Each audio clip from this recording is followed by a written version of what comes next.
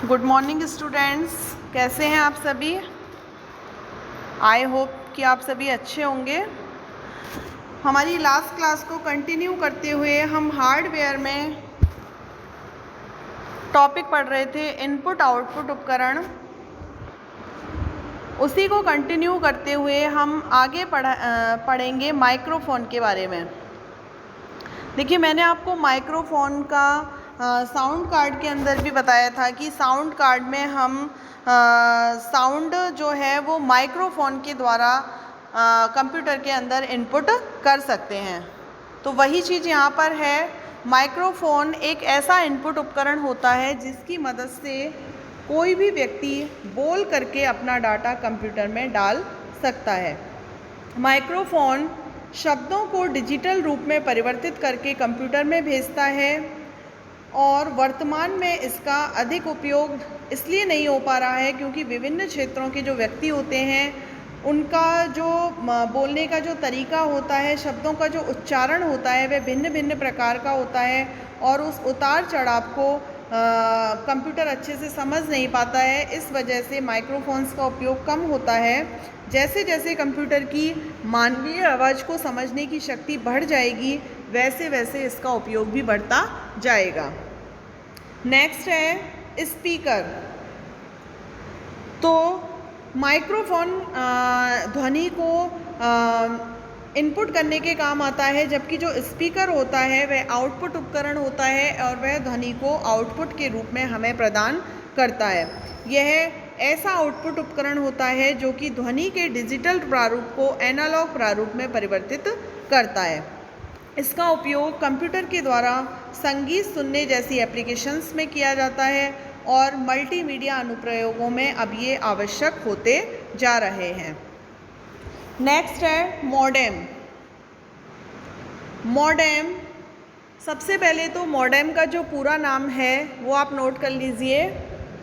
Modulator, demodulator. Modem का पूरा नाम मॉड्यूलेटर, डीमॉड्यूलेटर। मॉडेम जो है वह एक ऐसी युक्ति है जो किसी कंप्यूटर को अपना डाटा टेलीफोन लाइन पर संचारित करने की योग्यता देता है। हम कंप्यूटर को मॉडेम के माध्यम से अपना डाटा टेलीफोन लाइन पर संचारित कर सकते हैं और कंप्यूटर में जो सूचना होती है वह डिजिटल रूप में संग्रहित होती है, जबकि जो सूचना टेलीफोन लाइन के द्वारा संचारित की जाती है वह एनालॉग रूप में होती है। ये हम पहले भी कई बार पढ़ चुके हैं कि कंप्यूटर में सभी सूचनाएं डिजिटल रूप में संग्रहित होती हैं, जबकि जो टेलीफोन लाइन होती है उसके द्वारा सूचना एनालॉग रूप में संचारित की जाती हैं।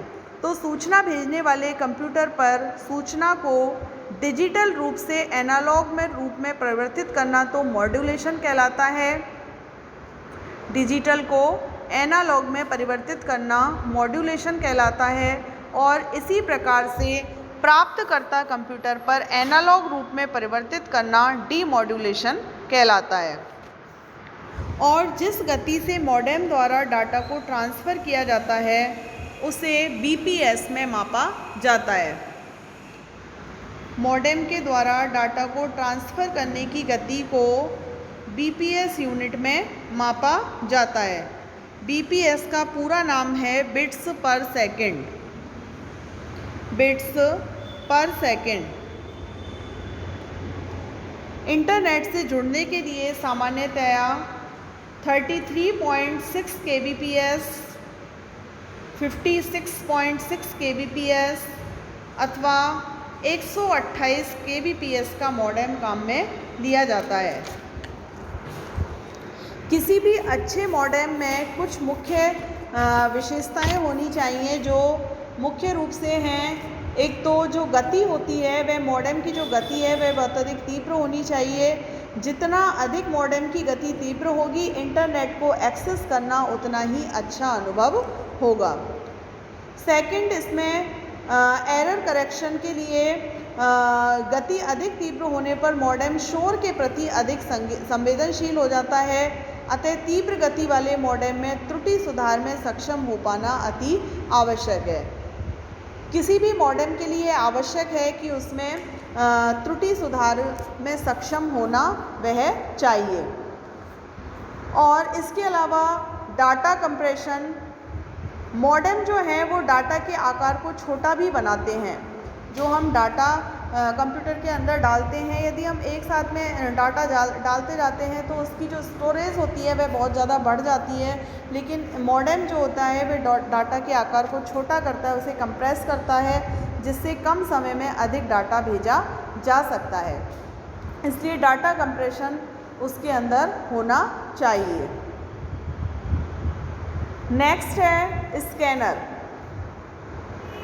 स्कैनर जो है वह एक इनपुट डिवाइस होता है और किसी भी पेपर पर प्रिंट किए हुए टेक्स्ट तथा अन्य सामग्री को स्कैनर पढ़ सकता है तथा उसे कंप्यूटर पर एक इमेज के रूप में स्थानांतरित कर देता है।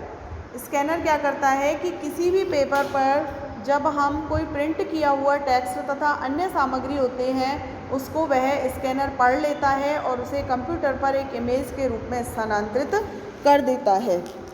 यह पेपर पर लिखे हुए टेक्स्ट तथा अन्य किसी भी सामग्री को डिजिटल रूप में परिवर्तित कर देता है, क्योंकि हमें मालूम है, ये बात हम पहले भी पढ़ चुके हैं कि कंप्यूटर हमेशा डिजिटल रूप में ही संग्रहित करता है मेमोरी को, डाटा को। इसलिए जो स्कैनर वह होता है वह पेपर पर लिखे हुए टेक्स्ट तथा अन्य किसी भी सामग्री को डिजिटल रूप में परिवर्तित कर देता है। यह पेपर की सामग्री को छोटे छोटे विभागों में वर्जित कर देता है, वर्गों में विभाजित कर देता है और प्रत्येक वर्ग को 1 या 0 से रिप्रेजेंट करता है। यह संख्या इस बात पर निर्भर करती है कि वह वर्ग खाली है अथवा भरा हुआ। इस प्रकार से इससे बनी हुई फाइल को कंप्यूटर में सुरक्षित रख लिया जाता है। नेक्स्ट है डिजिटल कैमरा। डिजिटल कैमरा चित्रों को डिजिटल कैमरे की मदद से कंप्यूटर में डाला जाता है। डिजिटल कैमरा किसी भी चित्र को खींचकर उसे स्टोर करता है तथा उसे कंप्यूटर में डिजिटल रूप में भेज देता है। इन इमेजेस को बाद में डिजिटल फाइल्स के रूप में स्टोर कर दिया जाता है और डिजिटल कैमरे को इंटरनेट पर की जाने वाली 2 व्यक्तियों के बीच में होने वाली बातचीत में भी उपयोग में लाया जा सकता है। अब आप देखिए कि आजकल जो टेक्नोलॉजी है वह इतनी आगे बढ़ चुकी है कि हम घर बैठे विदेशों में रह रहे अपने रिश्तेदार से या किसी भी परिजन से हमारे से बात कर सकते हैं, उससे फेस टू फेस बात कर सकते हैं, उसका फेस हम देख सकते हैं, यानी कि लाइव बात हम कर सकते हैं। वो डिजिटल कैमरे की वजह से ही ऐसा संभव हो पाया है। हम आपस में वार्ता करते हुए उन व्यक्तियों की शक्लें भी देख सकते हैं, लेकिन उसके लिए दोनों ओर के कंप्यूटर्स में वेब कैमरा लगा हुआ होना आवश्यक होता है, तभी हम इस तरह की सुविधा का प्रयोग कर सकते हैं। नेक्स्ट है हमारा स्टोरेज डिवाइसेस, संग्रहण उपकरण। देखिए, संग्रहण युक्तियों से आशय उन उपकरणों से है जिनमें डाटा या प्रोग्राम्स को सुरक्षित रखा जाता है। स्टोरेज का मतलब क्या हुआ? संग्रह है, जहाँ पर हम किसी चीज़ का संग्रह करते हैं। तो यहाँ कंप्यूटर के अंदर स्टोरेज डिवाइसेस से आशय उन्हीं उपकरण से है जिनमें डाटा या प्रोग्राम्स को सुरक्षित रखा जाता है। इन उपकरणों में डाटा संग्रहित करने तथा उन्हें एक्सेस करने की तकनीक में भिन्नता होती है। विभिन्न संग्रहण उपकरणों की संग्रहण क्षमता भी अलग अलग होती है। तो देखिए, संग्रहण उपकरणों को हम 2 भागों में बांट सकते हैं, एक तो चुंबकीय संग्रहण और दूसरा ऑप्टिकल संग्रहण। Magnetic storage and optical storage. इसके बाद में जो मैग्नेटिक स्टोरेज है उसके अंदर हम बात करेंगे फ्लॉपी डिस्क की, हार्ड डिस्क की और मैग्नेटिक टेप की। फ्लॉपी डिस्क, हार्ड डिस्क और मैग्नेटिक टेप मैग्नेटिक स्टोरेज के अंदर। और उसके अलावा ऑप्टिकल स्टोरेज के अंदर हम बात करेंगे आगे CD रोम और DVD रोम के बारे में। तो सबसे पहले हम बात करते हैं मैग्नेटिक स्टोरेज के अंदर फ्लॉपी डिस्क के बारे में। देखिए, फ्लॉपी डिस्क जो होती है वह एक समतल, गोल, पतली तथा प्लास्टिक से बनी हुई होती है और इसके ऊपर चुंबकीय लेप होता है इस चुंबकीय लेप के कारण ही इसमें डाटा सुरक्षित रह पाता है। इसमें सूचनाएं 0 तथा 1 के रूप में स्टोर की जाती हैं। यह डिस्क पीवीसी से बने वर्गाकार आवरण में बंद होती है। इससे फ्लॉपी की सतह को सुरक्षित रखने में मदद मिलती है। इसके अतिरिक्त इस आवरण की भीतरी सतह पर भी एक मुलायम कपड़ा लगा होता है ताकि सतह की सफाई सुनिश्चित हो सके। कंप्यूटर सिस्टम यूनिट के सामने की ओर फ्लॉपी लगाने के लिए फ्लॉपी डिस्क ड्राइव लगी होती है और इस ड्राइव के द्वारा ही फ्लॉपी में संग्रहित डाटा को पढ़ा अथवा लिखा जाता है। इसमें एक स्पिंडल होता है जो डिस्क को घुमाने का कार्य करता है। ड्राइव के रीड राइट हेड्स फ्लॉपी की दोनों सतह पर अंदर बाहर चल सकते हैं। जहां भी डाटा पर कार्य करना होता है ये हेड्स उस सतह के टेक्स्ट को छू जाते हैं और फ्लॉपी डिस्क की जो घूर्णन गति होती है वह 300 से 400 आरपीएम होती है। इसकी डाटा को स्थानांतरित करने की दर 10 से 30 किलोबाइट्स प्रति सेकंड होती है। ये भी क्वेश्चन आपका आ सकता है कि फ्लॉपी डिस्क की रोटेशन स्पीड क्या होती है, तो आप इसे नोट कर लीजिए। फ्लॉपी डिस्क की रोटेशन स्पीड 300 से 400 आरपीएम होती है और इसकी डाटा को स्थानांतरित करने की दर 10 से 30 किलोबाइट्स प्रति सेकंड्स होती है। हालांकि जो फ्लॉपी डिस्क होती है और इनकी ड्राइव्स होती हैं वही कई आकारों तथा क्षमताओं में पाई जाती हैं, लेकिन इनमें से 2 तरह की फ्लॉपी डिस्क का प्रयोग सर्वाधिक किया जाता है। वे है 3.5 इंच वाली फ्लॉपी और 5.25 इंच वाली फ्लॉपी। फ्लॉपी का जो आकार होता है उसे उसके आवरण की चौड़ाई से मापा जाता है और जो हमारी 3.5 इंच वाली फ्लॉपी होती है उसमें 1.44 MB डाटा संग्रहित किया जा सकता है। 3.5 इंच वाली फ्लॉपी में 1.44 MB डाटा संग्रहित किया जा सकता है और 5.25 इंच वाली फ्लॉपी में 1.2 MB डाटा संग्रहित किया जा सकता है। अन्य सेकेंडरी स्टोरेज डिवाइसेस की तुलना में जो फ्लॉपी होती है वह बेहद सस्ती होती है। इसके अतिरिक्त एक ही फ्लॉपी को बार बार उपयोग में लिया जा सकता है। इस प्रकार से फ्लॉपी डिस्क जो है वह एक अत्यंत प्रचलित तथा बहुधा उपयोग में लाने वाली सेकेंडरी स्टोरेज मीडियम है। नेक्स्ट है फॉर्मेटिंग। देखिए, किसी भी नई डिस्क को उपयोग में लाने से पूर्व उसे फॉर्मेट किया जाना आवश्यक होता है। वैसे तो जो आजकल हमारी डिस्क आती हैं वो पहले से ही फॉर्मेटेड आती हैं, लेकिन फिर भी यदि आपकी कोई डिस्क फॉर्मेटेड नहीं है तो उसकी फॉर्मेटिंग करना बहुत आवश्यक होता है उसको यूज़ में लाने से पहले। फॉर्मेटिंग हम किसे कहते हैं? फॉर्मेटिंग किसी भी डिस्क को उपयोग में लाने से पूर्व की तैयारी होती है। फॉर्मेटिंग की प्रक्रिया में डिस्क की सतह पर ट्रैक्स तथा सेक्टर्स का निर्माण किया जाता है। साथ ही यदि डिस्क में कोई खराब क्षेत्र है तो भी आपको सूचित किया जाता है। नेक्स्ट है हमारा boot record. Boot record, booting के बारे में हम पहले भी बात कर चुके हैं कि बूट सबसे पहले जब हम कंप्यूटर ऑन करते हैं तो उस पर बूटिंग की प्रक्रिया होती है। प्रत्येक डिस्क में बूट रिकॉर्ड होता है। बूट रिकॉर्ड वास्तव में एक बहुत छोटा प्रोग्राम होता है जो आपकी डिस्क में ऑपरेटिंग सिस्टम को प्रारंभ करने में सहयोग करते हैं। जब आप अपना कंप्यूटर प्रारंभ करते हैं तो सबसे पहले बूट रिकॉर्ड ही प्रोग्राम ही चलता है। नेक्स्ट है fat. Fat FAT fat. Fat का फुल नेम लिख लीजिए, file allocation table. File allocation table.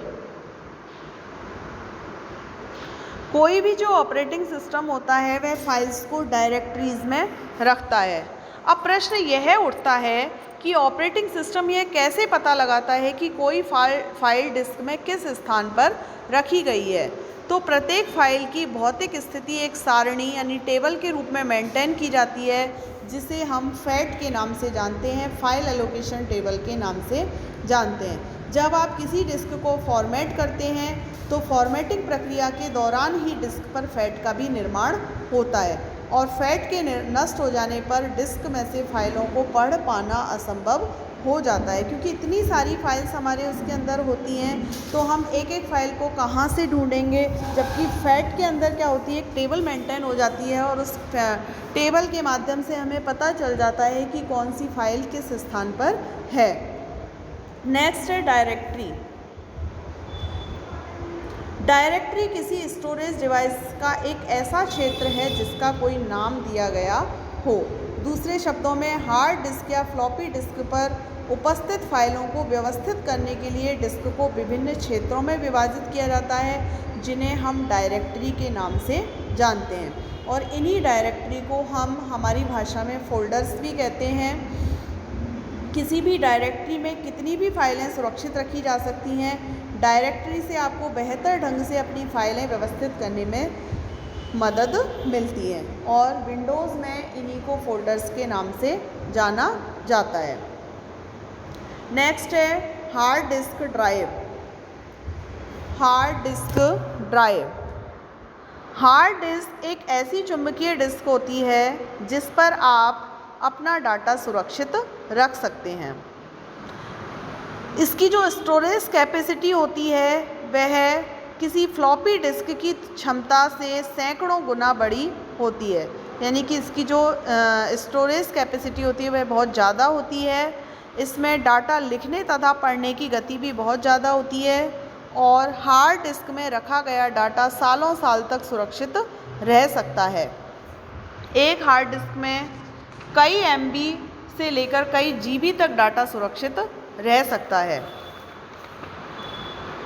आजकल वर्तमान समय में तो 80 GB तक की हार्ड डिस्क मार्केट में उपलब्ध हैं। किसी भी हार्ड डिस्क में एक ही धुरी पर धातु की कई गोल प्लेट्स लगी होती हैं और धुरी में लगी प्रत्येक डिस्क की दोनों सतह पर डाटा लिखा जा सकता है। हर सतह पर डाटा लिखने तथा पढ़ने के लिए एक अलग रीड राइट हेड होता है और सभी रीड राइट हेड्स को एक ही भुजा से इस प्रकार जोड़ा जाता है कि कुछ पढ़ने का निर्देश मिलते ही सभी रीड राइट हेड्स एक साथ उस भुजा के सहारे डिस्क पर आगे पीछे चलते रहते हैं। ये जो हमारी हार्ड डिस्क होती है इसकी जो प्रोसेसिंग होती है, हार्ड डिस्क ड्राइव जो होती है उसकी प्रोसेसिंग के बारे में हम बात कर रहे हैं कि किस तरह से उसके अंदर किसी भी डाटा को स्टोर किया जाता है। डिस्क अपनी धुरी पर लगातार तीव्र गति से घूमती रहती है। जिसकी सतह से डाटा पढ़ा जाना होता है उसका रीड राइट हेड उस सतह को छू जाता है। इस प्रकार से रीड राइट हेड खिसक के किसी भी ट्रैक के किसी भी सेक्टर पर सीधे पहुंच जाता है। प्रत्येक सतह तथा उसके रीड राइट हेड्स आवश्यकता पड़ने पर ही एक दूसरे के संपर्क में आते हैं, अन्यथा वे परस्पर दूरी बनाए रखते हैं। यह दूरी मात्र 0.00002 इंच की होती है। यह दूरी इतनी कम होती है कि यदि कोई धूल का कण या मनुष्य का बाल भी सतह व रीड राइट हेड के बीच में आ जाए तो वह हार्ड डिस्क की सतह को नष्ट करने के लिए काफ़ी होता है। यानी कि उसके जो बीच की जो दूरी होती है वह बहुत ज़्यादा कम होती है। एक धूल का कण या बाल भी उसमें उसकी सतह को नष्ट कर सकता है। इसके अलावा CD-ROM ड्राइव होती है। CD-ROM ड्राइव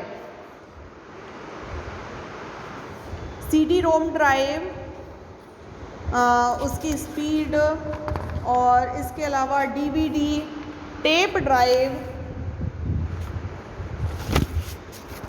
संग्रहण स्टोरेज के अंदर ही ये कुछ और इकाइयाँ हैं, उसकी कुछ और उपकरण हैं। CD-ROM ड्राइव, DVD जिनके बारे में हम जानते हैं अच्छी तरह से, ये सारी चीज़ें होती हैं। इनके बारे में हम नेक्स्ट क्लास में बात करेंगे। इसके अलावा इसमें से जो मुख्य प्रश्न हमारे बनते हैं उन प्रश्नों के बारे में भी हम चर्चा करेंगे और उनके आंसर्स भी इसी नेक्स्ट क्लास में हम डिस्कस करेंगे। और रैम और रोम के बारे में हम अपनी इस क्लास में पढ़ ही चुके हैं। अब संग्रहण इकाइयों के बारे में आगे की क्लास में हम चर्चा करेंगे। तब तक के लिए बहुत बहुत धन्यवाद।